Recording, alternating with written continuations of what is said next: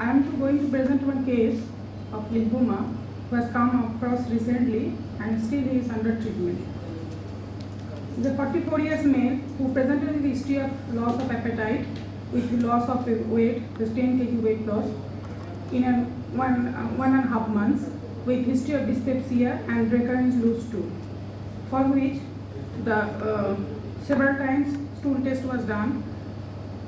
On routine investigation on 5th of last year, 5/5/2013, hemoglobin, there was anemia, TLC and platelet count was normal. In LFT there was total protein was raised with reversal of the albumin globulin ratio. The rest of the test reports are normal, including the RFT and the enzymes. Ultrasound was done on 8th of May and showed enlarged liver and spleen with multiple intra-abdominal lymph nodes in the peripancreatic and para-aortic region. He was directed for FNAC. There was no peripheral lymphadenopathy except one small submanual lymph node that was very small, and just because the patient is known to us, I tried it just to do the lymph node FNAC, and it was showing reactive lymphoid hypoplasia. CT abdomen was done and it showed again multiple intra-abdominal and retroperitoneal lymph nodes in the periaortic, peripancreatic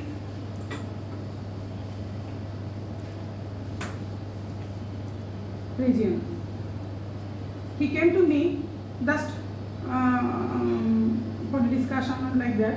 Then I said, repeat, you do one repeat hemogram, and he did again showed anemia of same hemoglobin. There was TLC and platelet count was normal. There are occasional atypical lymphocyte. What was important? There was spherocytes in the peripheral blood.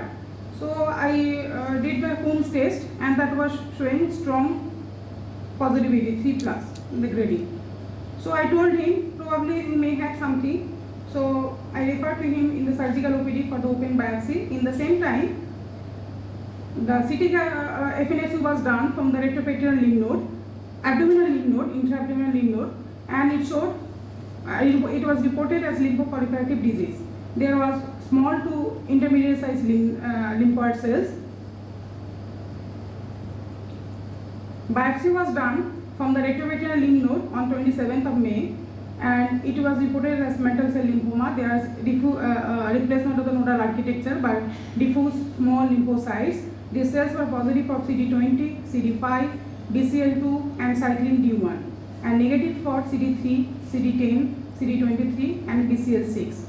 MIB1 is the proliferative index that was less than 5%. So he was directed for bone marrow biopsy for staging of lymphoma. That showed bone marrow infiltration. There was nodule formation in the paraclavicular region as well as the interstitial infiltration of these lymphocytes. He was referred to Tata in the month of June, where he received 6 cycles of chemotherapy comprising of rituximab, because the patient immunohistochemistry wise there was CD20 positive. So now this golden novel medicine has come. Rituximab is the anti-CD20. So he was put on rituximab and cytarabine of 6 cycles of these two medicines with an interval of 21 days.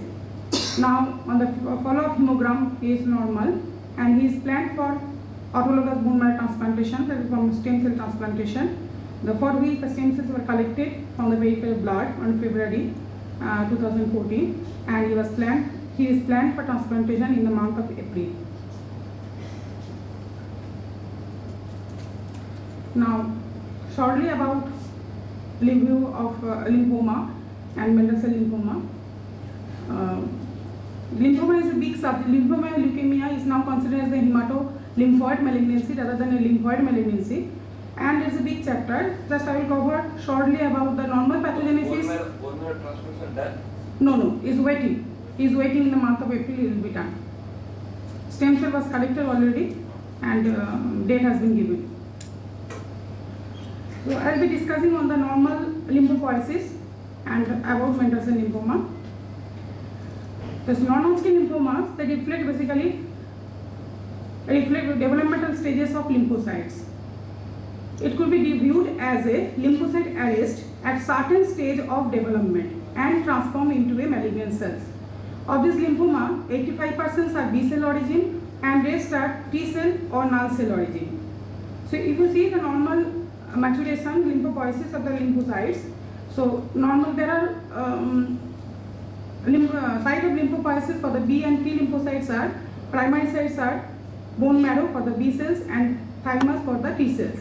After maturation in the bone marrow and thymus, the B or T lymphocytes, they migrate to the, they are called virgin B or T lymphocyte, virgin because they are in the resting stage, they are in the G0 stage.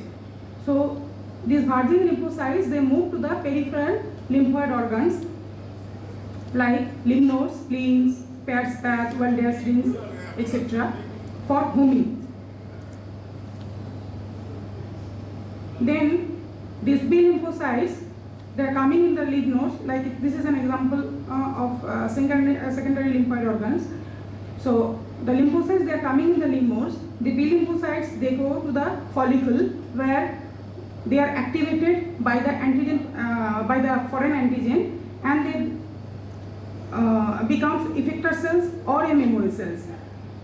Because these native lymphocytes, which are virgin, they have a very limited lifespan, and they usually are programmed to die within few days. So unless they are stimulated, so they will die. And the stimulated cells are called memory cells. They they stay in our body for years together. So the B lymphocytes, they are going to the follicle that are present in the cortical area, and this paracortical area is for the T lymphocytes. The T lymphocytes, they are coming to the paracortical area. So in the follicle, the antigen presenting cells are there. They are presenting the foreign materials to the cells, lymphocytes. Then after stimulations, they are activated and they undergoes multiplication, and they becomes two types of cells. One is called effector cells, another one is called the memory cells. The effector cells, they immediately secrete immunoglobulins and transform into plasma cells, and this plasma cells secrete the immunoglobulins which interact the kill the foreign material. And the memory cells stays in our body to give the immunity to our body, cell-mediated immunity to our body. In the similar way, the T lymphocytes, they are undergoing activations and proliferations in the paracortical area. Then these activated lymphocytes, again they becomes two types of cells. One are effector cells, that means they kill the, they give the cell-mediated immunity by killing the foreign material presented by the antigen presenting cells, or they become some memory cells that stays in our body to give the long-term immunity.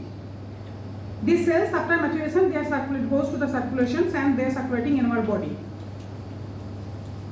However, this orientation of these cells and normally present in the lymph node is very important, because now the diagnosis of the lymphoma is based on the immunohistochemistry. So if proper knowledge is not there, so there will be misinterpretation of the test result, hence wrong reporting. However, there is intermingle of the B and lymphocytes in throughout the lymph node because of interaction of the B and lymphocytes. This is the one normal lymph node structure, how it looks.